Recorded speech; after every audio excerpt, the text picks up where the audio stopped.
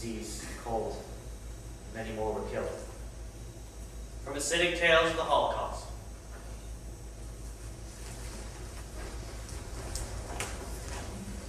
June 3rd, 1944. The platform in Auschwitz.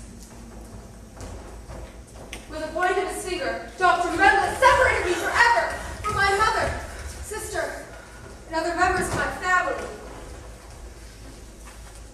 That night, my first night in Auschwitz, I asked the Stabova, the supervisor of my section of the barracks, "Wo ist meine Mutter?" Where is my mother? "Wo ist sie?" Where is she? I pleaded again and again. "Wo ist meine Mutter? Wo ist meine Mutter?"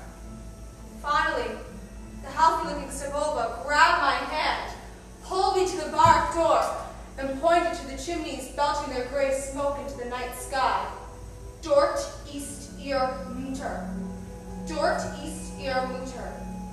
There is your mother." In all, over 9 million people died in the Holocaust. 6 million of them were Jews. What is a family? What makes fathers fathers, mothers mothers, a daughter, a son? In the midst of the horror of the Holocaust, when entire families are being torn apart, when parents saw their children shipped off to forced labor camps, and when the point of a finger on a platform meant life for one member of a family and death for another, survival, especially for the young, meant that a total stranger became family. From the acidic tales of the Holocaust, a tale of hunger.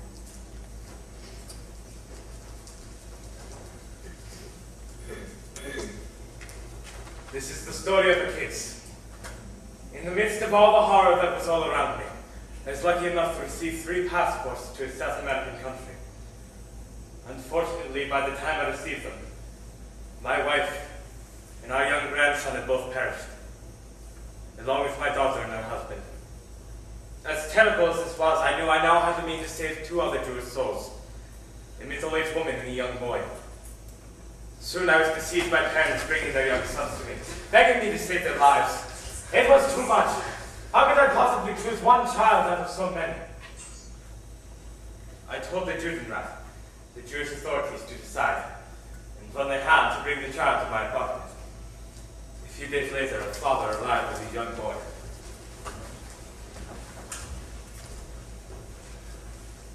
"I am giving you my child," He said.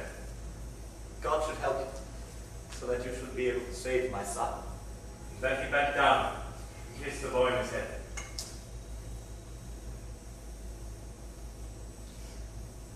From this moment on, this Jew standing before you is your father. And then he turned and walked out the door.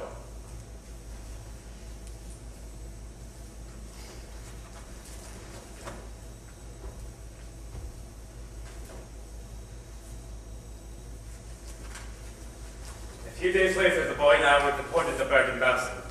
The Gestapo agent checked our papers. He looked first at me, and then at the boy. Tell me the truth, He said. Who is this man?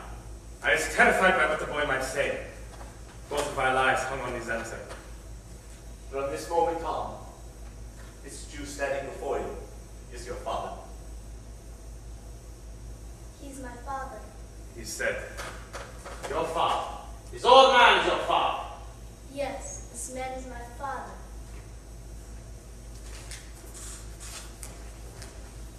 From that day forth, that boy was my son and I was his father. But as to that kiss, I cannot forget that kiss.